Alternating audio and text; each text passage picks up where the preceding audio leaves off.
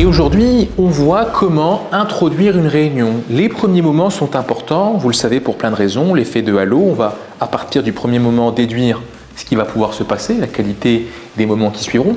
Donc introduire une réunion peut demander plusieurs étapes. Moi, voici les 8 étapes qui me semblent indispensables si vous voulez que le début de votre prise de parole en réunion se passe bien.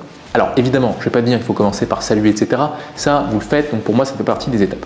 La première étape, c'est de rappeler d'abord pourquoi on est tous là autour de la table. C'est de rappeler l'objectif de la réunion. Si nous sommes là, c'est pour prendre cette décision. Si nous sommes là, c'est pour discuter. Si nous sommes là, quand vous faites ça, vous dites aux personnes, voilà le type de réunion qui nous attend. 2, vous devez absolument rappeler l'ordre du jour et rappeler le timing. Je sais que parfois on est tenté d'aller vite, on est tenté de sauter ces étapes et pourtant, si vous voulez que les gens soient détendus et pleinement concentrés, vous devez encadrer. Et encadrer, ça veut dire il va se passer ça, ça et ça, rappel de l'ordre du jour, et le timing. On va prendre 30 minutes et on va tenir les délais. Sinon, vous allez les perdre avant même d'avoir commencé. Vous pouvez dans un troisième temps évoquer la méthode de travail. Est-ce qu'il va s'agir d'un brainstorming? Est-ce qu'il va s'agir d'un échange à bâton rompu? Évoquer le cadre dans lequel vous allez mener cette réunion. 4e étape, c'est de récapituler les antécédents de la réunion. Y a-t-il eu en amont des choses qui se sont passées, des réunions avant celle-ci, qu'il est important de rappeler pour que tout le monde présent puisse comprendre ce dont vous allez parler. C'est votre rôle que de rappeler les antécédents de la réunion, c'est la 4e étape. La 5e étape, vous allez clarifier la problématique, lever les malentendus s'il y en a. Ça peut arriver s'il y a eu des antécédents, ça peut arriver s'il y a eu des échanges de mails qui témoignent d'un malentendu. Cette étape est facultative s'il n'y en a pas besoin, mais en tout cas, sachez que c'est à ce moment-là, quand vous rappelez les antécédents, vous pouvez aussi clarifier la problématique, la raison pour laquelle vous êtes tous là au même endroit, s'il y avait besoin de.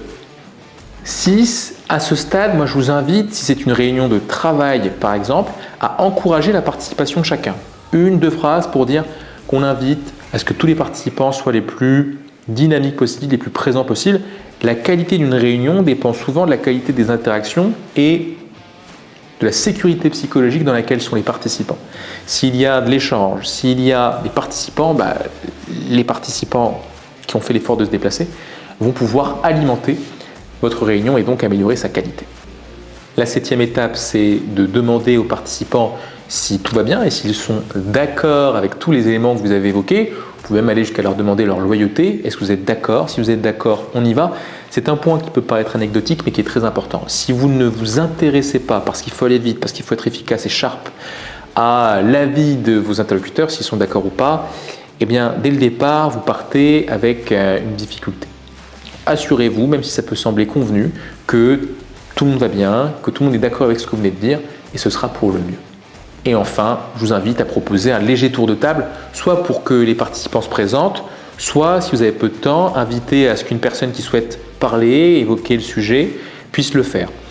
Le tour de table est intéressant s'il y a de nouveaux membres ou si les membres ne se connaissent pas. Dès lors qu'ils se connaissent, qu'il n'y a pas de nouveaux membres, à vous de trouver une façon un peu créative et originale d'inviter chacun à participer. C'est par exemple le cas du tour météo où vous proposez à chaque personne de dire son humeur avec des états de la météo. Je suis en forme, je suis soleil, je suis fatigué, je suis nuage. Bon, ça se fait un petit peu à l'école. Ça peut se faire dans certaines entreprises, lors de certaines réunions. Ça donne quelque chose de ludique à ces réunions-là. Mais voilà les 8 étapes qui me semblent indispensables pour introduire votre réunion.